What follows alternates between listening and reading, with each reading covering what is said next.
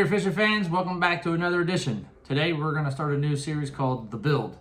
I have in front of me a old Field & Stream 7-foot rod that my daughter used for flounder fishing, which was kind of okay. It wasn't the action that we really wanted or needed, but the saltwater did a number to it.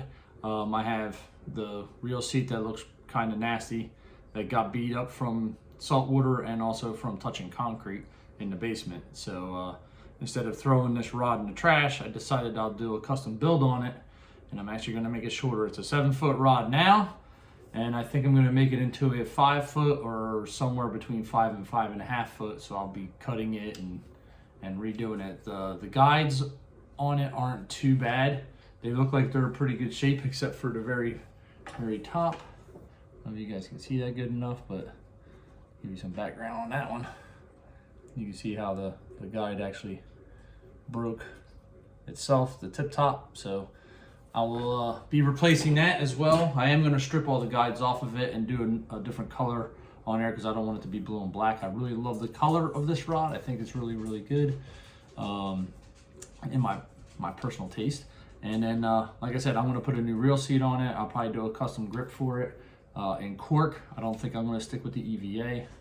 And like I said, I'll strip the guides off of it and redo the guides and make it into a different rod.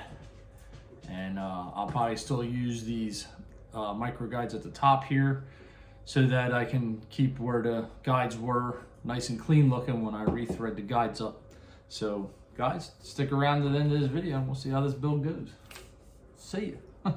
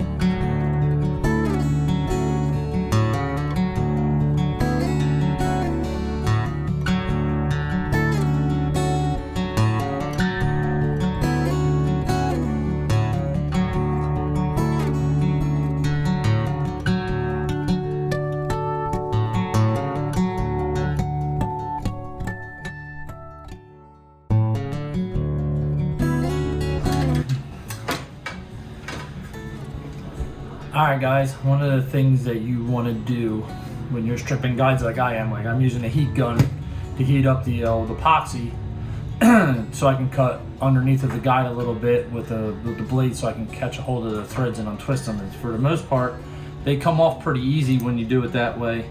But when you get to the top of the rod, like the where it gets real thin, you gotta be extremely careful with your heat, whether you're using a lighter to burn up the or heat up the old epoxy, or if you're going to use a heat gun.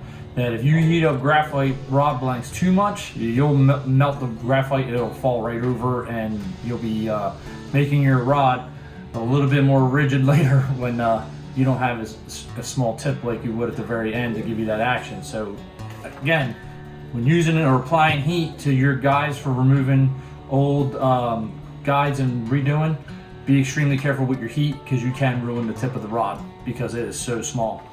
And that is the same for down at the bottom. It's just, it takes a lot longer to heat up a larger surface than it does this really small surface. And when I'm using the blade and I'm sitting here and I'm scratching along where the bulk of the epoxy is, be careful not to cut down into the rod blank, and or else you can have a breakage later on when it's under tension when you're catching a fish. So don't cut through your finish and down into the actual rod blank. When I'm doing it, I'm actually grazing back. I can feel the little hump of the epoxy, and I'm just scratching lightly. And when you heat it up, it's real soft and pliable, so it just scratches right off. I will touch up with some sandpaper right here, but again, when removing them, be real careful with the heat, and when you're cutting or scraping away the excess epoxy using a blade, you don't want to cut into the rod blank itself, or you can ruin the rod blank later. So let's finish this rod up.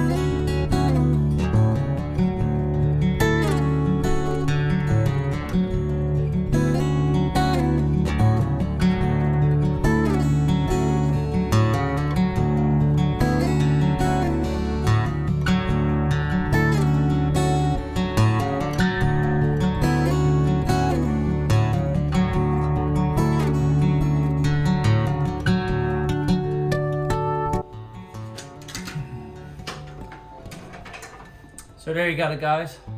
There's the whole top of the rod over here. That's all nice and cleaned up. You see how I kept grabbing the heat, and I was putting very little heat on at a time and slowly taking my time so I wouldn't mess up this tip.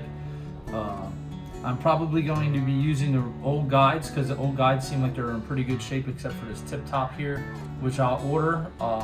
These guides are black with a blue ring. I don't know if I can get them in that color, so I might put a silver with a blue ring. I know I can get that, and just have the tip top in silver. But the rest of the guides are pretty good, so I'll be putting them back on and reusing them, and then cutting this rod down to the size I want to use it at, and we'll go from there. This is all epoxied up from top to bottom because they epoxied that decal underneath there. We'll cut it somewhere along here where we can reuse it and then readjust. When I cut it here, I'll actually have an issue where the first guide was, where I had removed it. It's not pretty, so I'll put a decorative wrap over top of that so you can't be seen, and then we'll readjust everything and make it so it's nice and pretty as we go along this build. End the video off here. We'll get to do the next episode. I'll probably cut off down here and get the sanding done on these little spots and figure out how I'm going to space the guides back out in the first couple here, and we'll see how that goes. Guys, thanks for coming out today, joining me, Joe, your host, and Angler and Fishing. Catch us on the next one so we can get this rod further down the line. Take it easy, guys. Thanks for coming. See you.